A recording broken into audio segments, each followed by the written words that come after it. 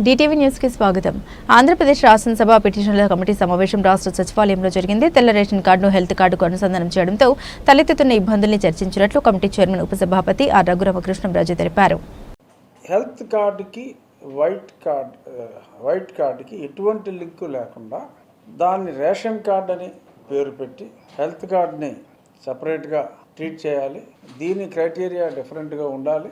అలాగే ఈ మధ్య ముఖ్యమంత్రి గారు కూడా ప్రజలందరికీ ఎక్సెప్ట్ గవర్నమెంట్ ఎంప్లాయీస్ తప్ప, ఎందుకంటే వాళ్ళకి ఇతర సదుపాయాలు ఉన్నాయి కాబట్టి ఆరోగ్య పరిరక్షణ కోసం ప్రతి వాడికి ఈ వైట్ కార్డు లింకు 300 యూనిట్లు కరెంట్లు ఈ బాదరబందీ ఏమీ లేకుండా ప్రతి ఒక్క పౌరుడికి 25 లక్షల రూపాయల వరకు ఇవ్వాలి అని చెప్పి కూడా ఆలోచిస్తున్న ఈ తరుణంలో వాళ్ళు కూడా అధికారులు కూడా ఇది చాలా చక్కగా ఉంటుంది, ఈ కార్డులు డీలింగ్ చేస్తే బాగుంటుంది, రేపు తీసుకోబోయే నిర్ణయానికి కూడా ఇది కరెక్ట్గా మ్యాచ్ అవుతుందని చెప్పి చెప్పటం.